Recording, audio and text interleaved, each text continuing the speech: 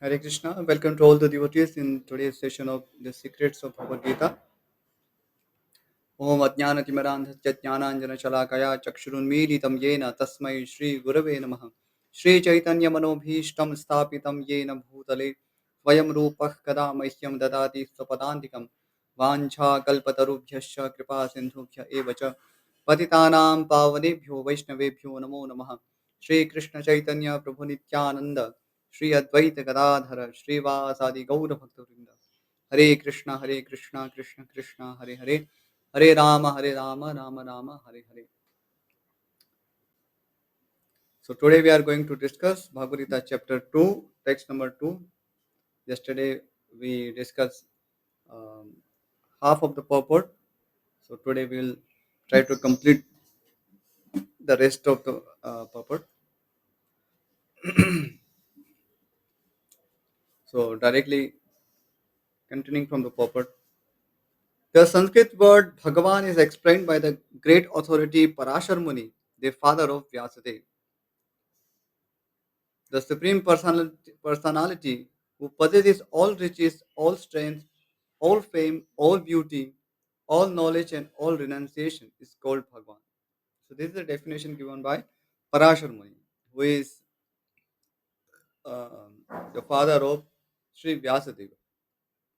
So, Parashar Muni, he belongs to the category of sages, and sages are higher beings with respect to human beings. So they have access to Vedic mantras. They are mantra drashta sages. So they have realized the absolute truth, and from the scriptures they have given this definition of Sri Bhagavan. So who can be called Sri Bhagavan? So whoever possesses these six opulences, that is, um as mentioned here, uh, richness, strength, beauty, fame, learning, detachment, and other material opulences. So, one who possesses these opulences incomplete, he is called Sri Bhagavan. Of course, every one of us possesses uh, something, some power, or some beauty, or some knowledge to certain degree. But God is one who possesses all these six opulences in 100%, in completeness. So that is the definition of Sri Bhagavan. So it is very easy for anyone to understand who God could be. So we should not be in doubt uh, regarding the definition of God, because regarding the uh, absolute truth, Shastram uh, is the Pramanam. So, because that is a Shabda Pramanam, uh, basically it means it is coming down in disciplic succession from the original source, that is Lord Shri Krishna. So, uh, we may have other people saying so many things about uh, so many other things, but such people are not pramanam for us. So, only those people who are coming down in the disciplic succession, starting from Lord Shri Krishna, the original source of everything, they are the one who are trustworthy or reliable, because they are carrying this knowledge from the supreme authority, Lord Shri Krishna. And because they have given this definition, so we shouldn't be we shouldn't carry any doubt regarding who God could be. So in practice, we can see if anyone who claims to be God and if he does not possess all these opulences incomplete, then he must be considered a cheater or on the level of dog who knows only to bark. So he is not God. So God must have these six opulences as mentioned in the scriptures and incomplete. So uh, if someone possesses these opulences partially, for example, devas, demigods, they also have these opulences up to some extent, much more than human beings. But still, they are not uh, God, they are demigods. And why we use this word demigod? Because to differentiate between the supreme absolute truth and the other devas who are his representatives. For example, in any government, there is a prime minister, and then there are other local ministers, chief ministers. So, similarly, these demigods, they are representatives of the God, but God is only one, and by definition, he possesses all the opulences of this world and incompleteness. So, it is not possible for other living beings to possess such opulences, and that's why they are not called God. That's a very simplest definition of God. So uh, it's very easy to understand, but somehow other uh, we see that in general people, whenever they come across uh, mystic power, they see some miracles done by some yogis, and they immediately uh, treat them as God. But in factuality they are not God, because they are these mystic powers are also a creation of God, and yogis do possess such mystic powers, but in uh, partial degree.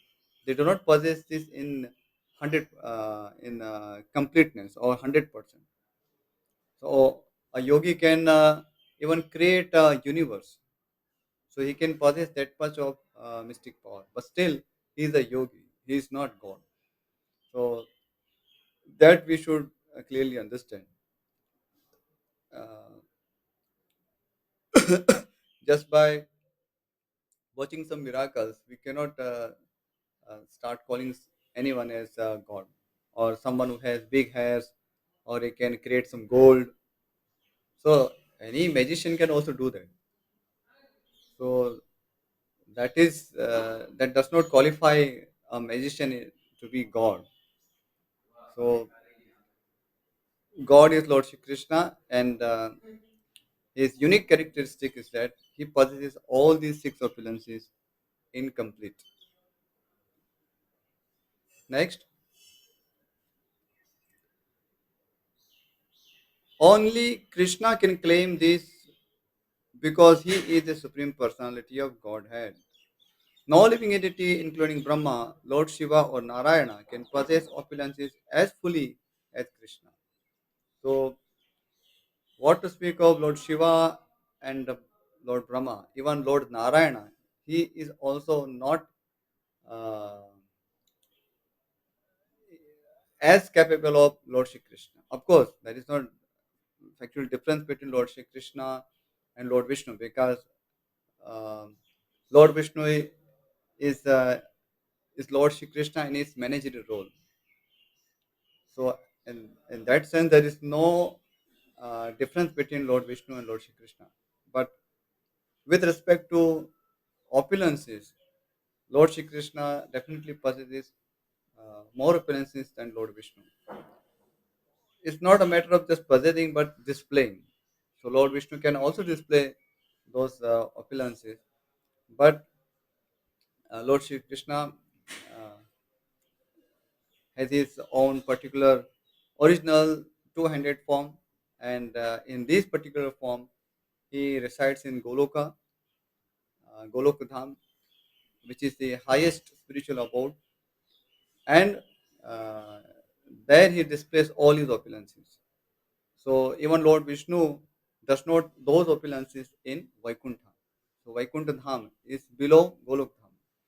So those are not familiar with this terminology Golok Dham or Vaikuntha Dham, they can see uh, a chart, Golok chart, uh, available in the ISKCON centers.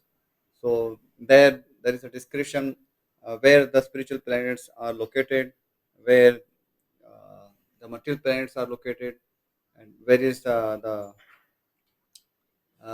is hell, and where is patal, so where is Sheshanag. So all these vivid description is available in that Golok chart. So I request those devotees who are not aware of this particular description can get that chart and see it is self-explanatory. Everything has been explained and on that chart. Okay. Next, therefore it is concluded that in the Brahma Samhita by Lord Brahma himself, the Lord Krishna is the supreme personality of Godhead. No one is equal to or above him. So Lord Shri Krishna is known as Asamurtha. It's a Sanskrit word Asamurtha. Asama means one, no one is equal to him, and Urdhva means Urdhva. So that means no one is above him. So that is his uniqueness. That's why he's God.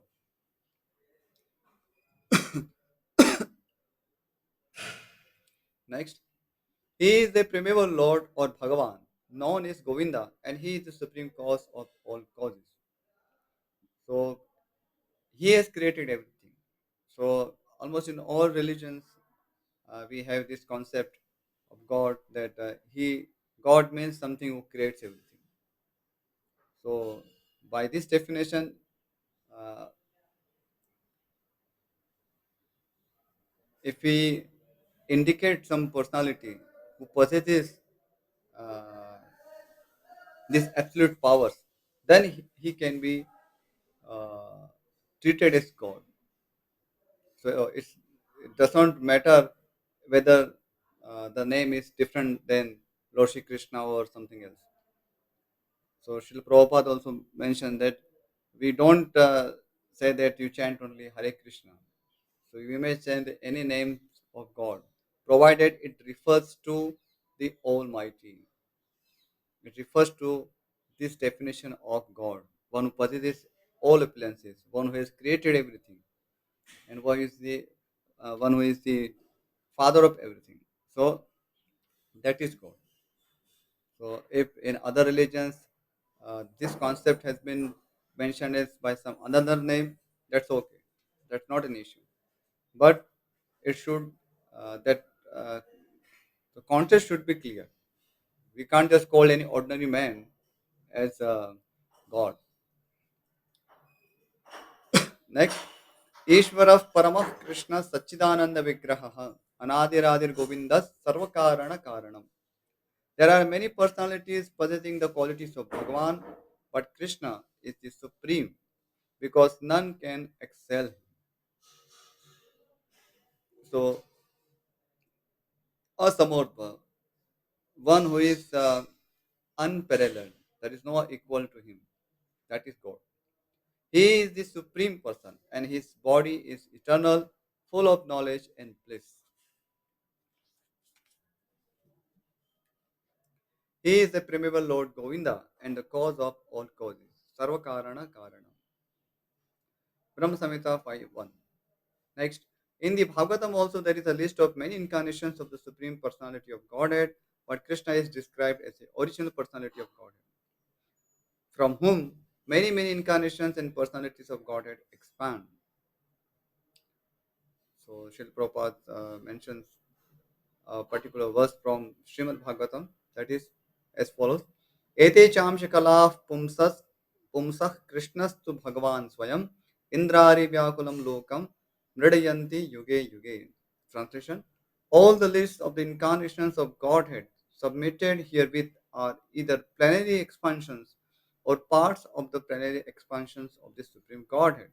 But Krishna is the Supreme Personality of Godhead Himself. Bhagavatam 1.3.28. So now this is a little technical subject. So, but I will try to explain it in a very simple manner. So Lord Shri Krishna, he's God, and he has the ability to expand himself. And when he expands himself in different forms, those forms, whether they are Vishnu forms or forms like Lord Rama, Lord Varaha, Lord Nrsimha, they are called as expansions. And these expansions also uh, has the ability to expand themselves. So when we see the hierarchy, Lord Shri Krishna, he is the original supreme personality of Godhead. He expands himself into many forms, many Vishnu forms, Rama, Balarama, and these particular expansions, they also has have the ability to expand themselves. So however, the fact is that the original supreme person is Lord Shri Krishna. That is the essence of this particular description mentioned in Srimad Bhagavatam. That's Krishnastu Bhagwan Sayam. So all expansions of Lord Shri Krishna or Vishnu, they are called gold because they are basically the same person. But um, the original person, if you are from the point of view of tattva or siddhanta, if you want to understand who God is or who has created everything, who is the source of everything, whether is the source of material things or is the source of spiritual things. So that refers to Lord Shri Krishna. Okay. Next, therefore, Krishna is the original supreme personality of Godhead, the absolute truth, the source of both the super soul and the impersonal Brahman. So, yesterday we were discussing about the three aspects of the supreme absolute truth. That is Brahman aspect, that is uh, effulgent radiance that belongs to Lord Shri Krishna. Second one is was Paramatma aspect. The Lord Shri Krishna is Paramatma. He resides in everyone's heart. And then Lord Shri Krishna's personal feature as the 200 form. So that is Bhagwan aspect, Shri Bhagwan aspect. So Paramatma or Brahman, effulgence, it's all the expansion of Lord Shri Krishna. So, so in essence, it is Lord Shri Krishna or Shri Bhagwan who is the shelter of Paramatma and Brahman effulgence. So when we discuss about Brahman, it actually refers to Lord Shri Krishna, or when we talk about Paramatma, it actually refers to Lord Shri Krishna and no one else. So we shouldn't differentiate that Paramatma is different or Brahman is different. Whenever we come across this word Brahma in Vedic literature, we should clearly understand that this Brahma refer to Lord Shri Krishna. Sometimes jivas are also called Brahma, but then they have to understand from the context. When when the word Brahma refers to the supreme absolute truth, then it refers to Lord Shri Krishna. When it refers to any ordinary living being, then it can be uh, this particular contextual meaning can be referred to the ordinary living being, not God. Next, in the presence of the Supreme Personality of Godhead, Arjuna's lamentation for his kinsman is certainly unbecoming, and therefore Krishna expressed his surprise with the word Kutaha, where from. So, this is a definition of the Supreme Personality of Godhead, Lord Shri Krishna. He is Sri Bhagwan, he is the source of everything. Now, Arjuna knew this fact that my friend Krishna, he is the supreme person. So even after knowing Arjuna is lamenting for his kinsmen, so that is very uh, unexpected from Arjuna. So Srila Prabhupada mentions this fault on behalf of uh, on fold on part of Arjuna, that though he is in direct touch with Lord Shri Krishna, and he is standing next to the supreme absolute truth, but still uh, he is getting influenced by ignorance.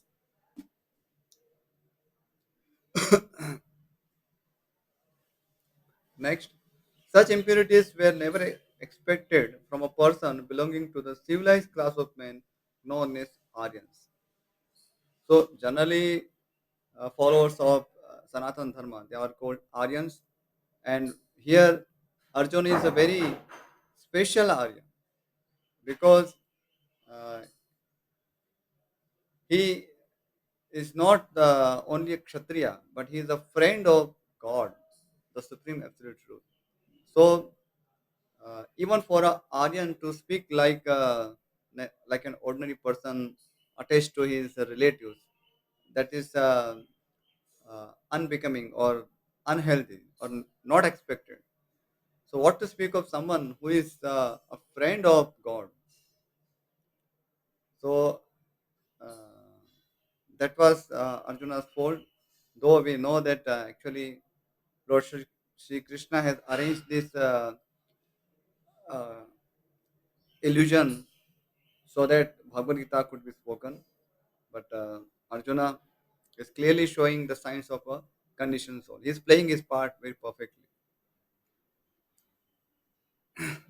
Next, the word Aryan is applicable to persons who know the value of life and have a civilization based on spiritual realization. So, uh, what is that particular thing that demarcates an Aryan from non Aryan? So, that is spiritual realization, a culture or civilization based on spiritual realization. Uh, or Aryan is a follower of such civilization who aims at spiritual realization. So, if being uh, followers of Sanatan Dharma, we do not aim spiritual realization or spiritual goals in life, then we are uh, far away from the definition of Aryan. So we may uh, falsely claim ourselves as Aryans, or we are very cultured people, or we are Sanatanis. But unless and until we have spirituality or spiritual goals, moksha or Bhagavad Bhakti as our ultimate goal, we are not Aryans or cultured people, because uh, except Aryans, the rest of living beings are more or less like animals or uh, inert matters, like trees or plants. So they do not have any higher goals in life. So their only business is to survive themselves, uh, and to survive, they eat, drink, uh, have sexual intercourse, uh, and that's it.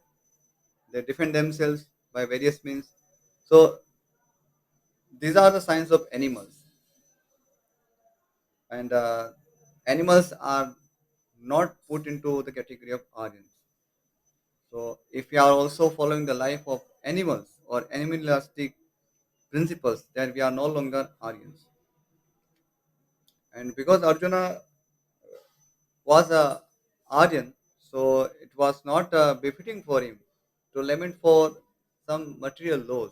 So he was lamenting for his relatives, his superiors.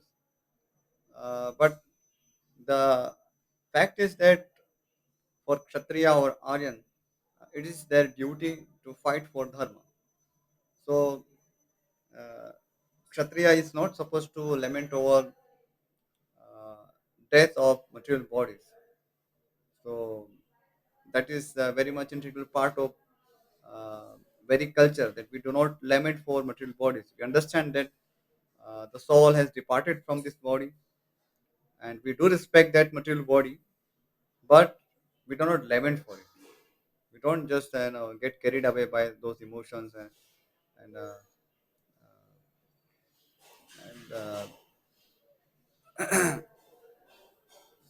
instead we try to benefit the departed soul by various noble activities such as some punya karmas or uh, some charity or shraddha ityadi. So uh, followers of Aryan Sanskriti or Arya culture, they believe in the uh, existence of soul. They believe in reincarnation because that's a reality. We also see many cases of reincarnation in the society. So it is something undeniable. We can't just ignore these instances. So in our Vedic scriptures, the a detailed description has been given as to what happens to soul when it departs from this body, and based on different karmas, souls get different forms of body. Sometimes he gets material bodies, sometimes he may get liberated. So if he is pure in his activity and he aims at spiritual realization, or he completes his spiritual realization, so Arjuna is supposed to know all these things. And when he's lamenting like an ordinary person, so it was something unbelievable. So for us, in modern context, it may not be so much surprising that Arjuna is lamenting. So okay, we also lament and we should lament, but that was not the case in the traditional context. So Arjuna's lamentation was uh, not befitting his personality as a responsible member of the society, particularly a Kshatriya. And he is not just a Kshatriya, but he is the direct friend of the Supreme Personality of Godhead, Lord Shri Krishna. So it was simply unexpected from Arjuna to lament for material bodies. Next, persons who are led by the material conception of life do not know that the aim of life is realization of the absolute truth, Vishnu or Bhagwan, and they are captivated by the external features of the material world, and therefore they do not know what liberation is. So, generally, in Sanatana Dharma, we understand that there are four purusharthas or four endeavors, that is dharma, artha, kam, and moksha. So, means basic dharma means to sustain ourselves as per the laws of God. So, in the various Dharma Shastras, such laws have been given by the rishis on behalf of the Supreme Personality of Godhead. So, it's not someone's manufactured ideas, but in the disciplic succession coming down from Lord Shri Krishna, these instructions are available, and to receive any material gain or to get help for spiritual goals of life, we must follow dharma. So that is dharma aspect. Artha, uh, to get some material gain. So that is also one of the goals, because without artha, it is difficult to survive. And being the followers of Sanatan Dharma, we are also supposed to care for others, our family members, animals, and all living beings, including demigods. So even to serve all these living beings, so to serve and worship demigods, devas, even to worship Lord Shri Krishna, we need some artha, some uh, some material gain. So it's not denied that we should not endeavor for money, or in today's context it is money. So that's also good. And then kama means sense gratification. So science gratification, though it is a distraction for spiritual life, however, the fact is that in the conditioned stage, as most of us are today, it is not possible to uh, jump over to the spiritual platform overnight. So it may not happen like that. So we have to regulate our sense gratification eh, as per the laws of dharma, so that that particular karma, that sense gratification, will not degrade us. So that is also a need. So that is also a goal. For example, one feels the need of a wife, or a woman needs a husband. So actually, it's all material needs. It's all emotional need. In fact, on the platform of knowledge, you don't need anyone like that. You don't need even this material body. But somehow or other we are in this conditioned stage and we have some material desires. So Vedas have given us a way how we can fulfill our material desires in such a way that those material desires will not degrade us. So that is kama. And the fourth and the last one and very important one is moksha, because all the activities of dharma, artha, and kama should lead us to moksha or the liberation. And what is that liberation? Many people do not have any idea or clue of what liberation is. They uh, in India, particularly, many people they are familiar with this word moksha, but they actually don't know the definition of moksha. They think moksha is something merging into some light, getting disappeared somewhere. They don't know where. So that is not moksha. So there are five types of liberation or moksha, and getting merged. So getting merged into the impersonal aspect of Brahman.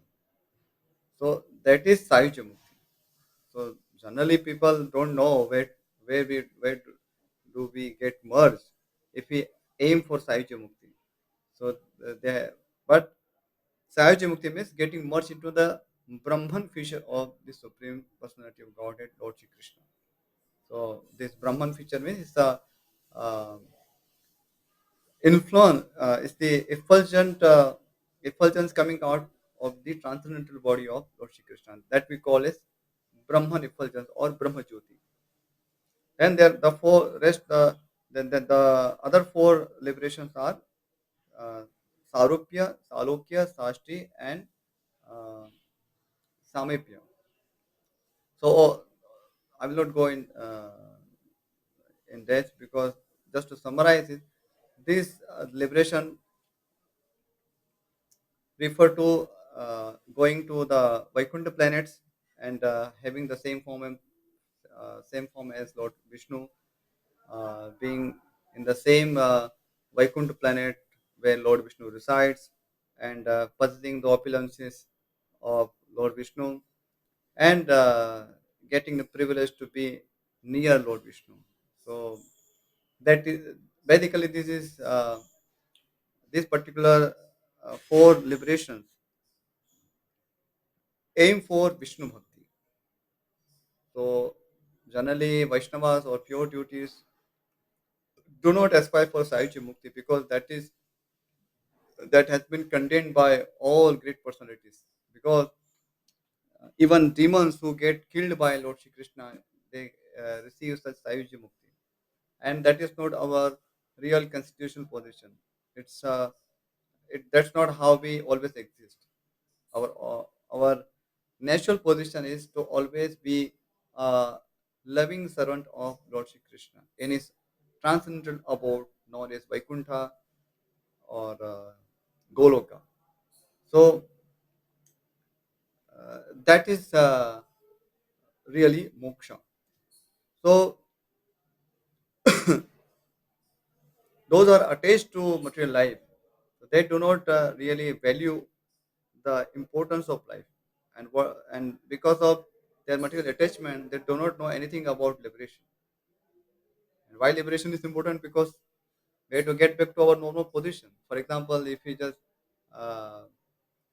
if someone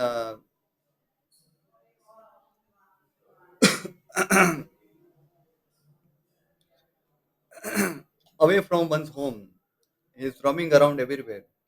So that is not a natural position for anyone generally. So when he comes back home, then he gets relaxed, and that's where he finds peace. So similarly, Vaikuntha or Goloka, that is our real home, and we are roaming here in different forms of bodies based on our material desires, and we are supposed to realize that there is no point in just roaming around here and there. We should go back to our home, sweet home, the sweetest home of Lord Shri Krishna, that is Vaikuntha or Golokudham. Next, persons with no knowledge of liberation from material bondage are called non-Aryans. Although Arjuna was a Kshatriya, he was deviating from his prescribed duties by declining to fight. This act of cowardice is described as befitting the non-Aryans. Such deviation from duty does not help one in the progress of spiritual life, nor does it even give one the opportunity to become famous in this world. Akirtikaram. Lord Krishna did not approve of the so-called compassion of Arjuna for his kinsman. So Arjuna was basically acting as a non-Aryan because he was not aiming for liberation. He was aiming for some material pain or material pleasure. So uh, we should have remembered that even if his superiors get killed in this war, they will be elevated to higher planets where there will be more opportunities for uh, attaining the spiritual goals of life. So there is absolutely no need for Arjuna to lament over them. So that was something unbefitting for Arjuna. Okay, so we will stop here. We will not take any questions because already